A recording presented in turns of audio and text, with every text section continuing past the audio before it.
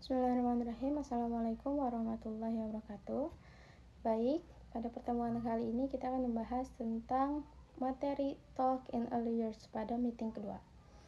Ini mengajarkan kita cara beradaptasi atau menjalin komunikasi dengan anak didik. Yang pertama, kita harus memahami bahwa anak-anak akan bertransisi dari lingkungan rumah ke lingkungan sekolah. Anak-anak datang ke sekolah dengan dirinya yang sudah bisa berbicara, sudah bisa berkomunikasi. Tapi anak-anak datang ke sekolah dengan bahasa yang bermacam-macam, beragam. Dengan anak-anak yang sudah berbicara sebelumnya, guru seringkali memiliki harapan-harapan tertentu tentang bagaimana anak harus bisa memulai speaking. Tapi terkadang bahasa yang timbul di rumah tidak selalu sejalan dengan norma atau ketentuan yang ada di sekolah. Seperti contohnya di rumah, anak-anak tidak diharuskan untuk izin jika ingin menggunakan toilet. Tapi di sekolah, mereka harus izin, mereka harus mengekspresikan itu dengan formal, dengan sopan.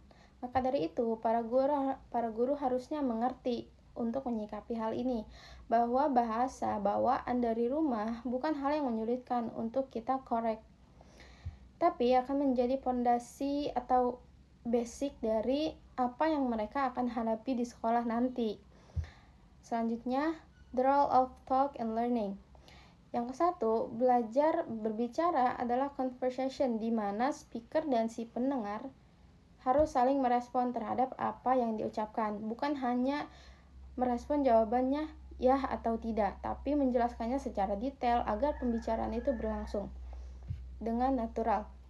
Yang kedua, reading dan writing lebih eksplisit, lebih banyak menggunakan pengetahuan bagaimana cara menulis yang tepat, bagaimana cara membaca untuk memahami sebuah makna ini. Ini sangat berbeda dengan speaking. Kita harus membuatnya secara natural, untuk membuatnya berbicara dengan natural, untuk bisa merespon dan berbicara dengan natural, bukan karena diberi dialog dan kemudian siswa menghafalnya. Ini lebih tepat dengan cara kita memberikan topik, lalu mereka improve cara komunikasi mereka sendiri.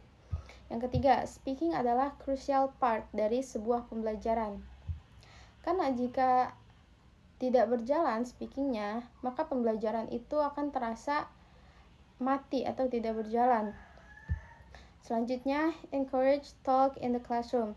Berikan waktu untuk student, untuk waktu sharing time, tanya hal apa yang sudah mereka lakukan sebelum pergi ke sekolah dan lain-lain. Pakai puppets atau sebuah storytelling untuk menimbulkan interest siswa, dan bisa juga kita pakai metode problem solving misalnya. Selanjutnya, developing language skill through play. Yang ke-1 itu role play. Kita bisa melakukan suatu kegiatan dengan anak-anak. Bisa kita berpura-pura berperan menjadi seorang guru atau mungkin menjadi seorang kasir atau pembeli atau apapun itu sebagainya. Tujuannya agar anak-anak belajar menggunakan bahasa dalam situasi nyata mereka. Bisa juga untuk menimbulkan keberaniannya untuk berbicara dengan lawan bicaranya. Yang kedua, peran guru dalam bermain, yang mana guru harus ikut terlibat dalam permainan anak, tapi tidak mengganggu jalannya aktivitas tersebut. Tujuannya agar bisa menambah kosakata baru bagi anak. Dan anak belajar cara berkomunikasi dengan lebih baik, seperti anak bermain toko-tokoan dengan guru, bisa ikut berperan menjadi pembelinya dan memulai percakapan seperti can I buy this, atau mungkin how much it is, atau berapa harganya. Selanjutnya, the power of storytelling in teaching. Intinya, cerita bukan hanya hiburan tetapi juga alat belajar yang kuat. Cerita membantu anak memahami nilai moral, sosial, dan budaya. Misalnya mana yang baik dan buruk. Guru bisa bertanya pertanyaan terbuka seperti kenapa menurutmu Noah membawa hewan ke dalam bahtera, atau mungkin bisa berupa menurutmu apa yang kamu pikirkan tentang cerita ini, supaya anak bisa berpikir lebih dalam lagi, bukan sekedar menjawab benar atau salah. Lalu perumpamaannya seperti saat orang tua membacakan dongeng sebelum tidur. Ceritanya tentang seorang kancil yang mencuri timun. Anak belajar bahwa mencuri itu tidak baik dan ada konsekuensinya. Pertanyaan sederhananya kita bisa memulai dengan kenapa kancil dihukum? Apa yang dia lakukan? Anak di situ jadi belajar, berpikir dan memberi alasan.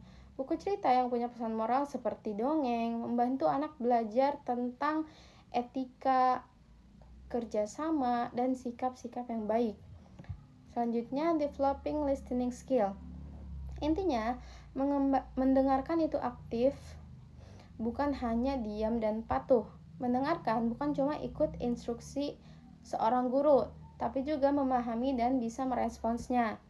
Listening corner itu pojok mendengarkan dengan rekaman cerita atau mungkin bisa lagu untuk membantu anak belajar dengan mandiri. Bermain peran juga melatih anak bagaimana cara mendengar dalam situasi sosial, misalnya saat berbicara dengan teman. Selanjutnya, language diversity and identity. Intinya, anak menggunakan bahasa berbeda tergantung situasinya. Anak bisa berbicara beda saat dengan teman, guru, atau mungkin orang tua. Kegiatannya seperti membuat profil bahasa, membantu anak sadar kapan mereka memakai bahasa formal atau santai. Lalu kenapa cara bicara mereka bisa berubah. Ini membantu anak memahami identitas diri mereka melalui bahasa. Selanjutnya, encourage children to think independently. Intinya, anak perlu dilatih untuk berpikir sendiri dan berpikir kritis. Anak sebenarnya punya kemampuan berpikir yang bagus, tapi kita sebagai guru mempunyai peran untuk membimbingnya, peran untuk mengasah kemampuannya. Guru bisa memberi pernyataan yang memancing diskusi, misalnya, anak hanya boleh makan manis di akhir pekan, supaya anak belajar berpendapat dan berpikir kritis. Cerita juga bisa dipakai untuk membahas masalah moral dan sosial, bukan hanya dibaca saja. Baik, itu saja yang bisa saya sampaikan. Terima kasih. Wassalamualaikum warahmatullahi wabarakatuh.